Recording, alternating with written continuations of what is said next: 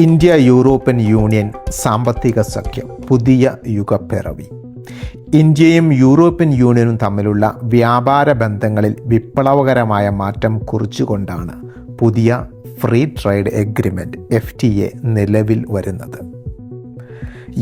ഇതൊരു സാധാരണ വ്യാപാര കരാറല്ല, മറിച്ച് മാറുന്ന ആഗോള രാഷ്ട്രീയ സാഹചര്യത്തിൽ ഇന്ത്യയും യൂറോപ്പും തമ്മിലുള്ള തന്ത്രപ്രധാനമായ ഒരു ഏകീകരണമാണ്.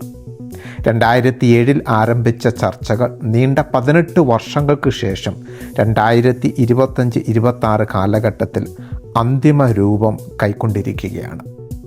ലോകത്തെ 2 വലിയ ജനാധിപത്യ സമ്പദ് വ്യവസ്ഥകൾ കൈകോർക്കുകയാണ്. വ്യാപാര മൂല്യവും ലക്ഷ്യങ്ങളും. നിലവിൽ 120 മുതൽ 130 ബില്യൺ യൂറോ വരെയാണ് ഇന്ത്യ യൂറോപ്യൻ യൂണിയൻ വാർഷിക വ്യാപാര മൂല്യം. എന്നാൽ FTA യഥാർത്ഥമാകുമ്പോൾ അടുത്ത 10 വർഷത്തിനുള്ളിൽ അത് ഇരട്ടിയായി വർദ്ധിക്കുമെന്നാണ് കണക്കാക്കപ്പെടുന്നത്. ഇറക്കുമതി തീരുവകൾ താരിഫ് കുറയ്ക്കുന്നതിലൂടെയും വിപണി നിയന്ത്രണങ്ങൾ ലഘൂകരിക്കുന്നതിലൂടെയും ഇരു രാജ്യങ്ങളിലെയും വ്യവസായങ്ങൾക്ക് വലിയ ലാഭമുണ്ടാകും. യൂറോപ്പിന് പ്രത്യേകിച്ച് കാറുകൾ, അത്യാധുനിക യന്ത്രസാമഗ്രികൾ എന്നിവയുടെ വിപണനം എളുപ്പമാകും. ഇന്ത്യക്ക് ഫാർമസ്യൂട്ടിക്കൽസ്, ടെക്സ്റ്റൈൽസ്, IT സേവനങ്ങൾ എന്നീ മേഖലകളിൽ വലിയ കുതിച്ചുചാട്ടം സാധ്യമാകും. യൂറോപ്പിൻ്റെ നിലപാട് മാറ്റം. ചൈന +1 തന്ത്രം. എന്തുകൊണ്ടാണ് യൂറോപ്പ് ഇപ്പോൾ ഇന്ത്യയുമായി ഇത്രയേറെ അടുക്കുന്നത്? അതിൻ്റെ പ്രധാന കാരണം സമീപകാലത്തെ ആഗോള പ്രതിസന്ധികളാണ്. ഒന്നാമതായി പറയുന്നത് ഊർജ സുരക്ഷാ മേഖല. യുക്രൈൻ യുദ്ധം യൂറോപ്പിൻ്റെ സപ്ലൈ ചെയിനിലെ പാളിച്ചകൾ തുറന്നു കാട്ടി. 2. ചൈനീസ് ആശ്രയം കുറയ്ക്കൽ.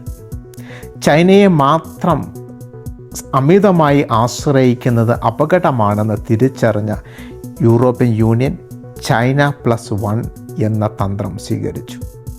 വിശ്വസനീയമായ ഒരു ബദലായി യൂറോപ്പ് ഇപ്പോൾ കാണുന്നത് ഇന്ത്യയാണ്.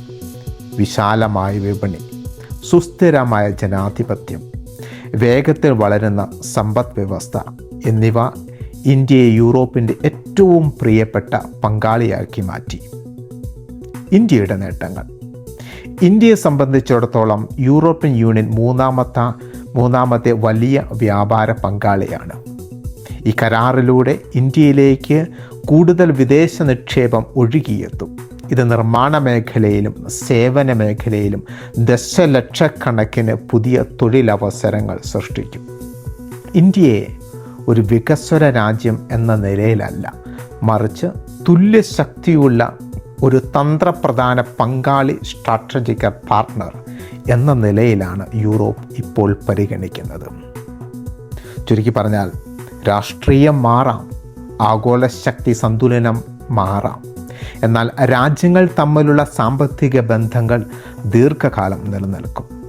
നാറ്റോ അല്ലെങ്കിൽ ചൈന, അമേരിക്കൻ വിഷയങ്ങൾ പ്രസക്തമാണെങ്കിൽ പോലും ഇന്ത്യ യൂറോപ്പ് ബന്ധത്തിൻ്റെ യഥാർത്ഥ നട്ടെല്ല് ഈ ഫ്രീ ട്രേഡ് എഗ്രിമെൻ്റ് ആണ്.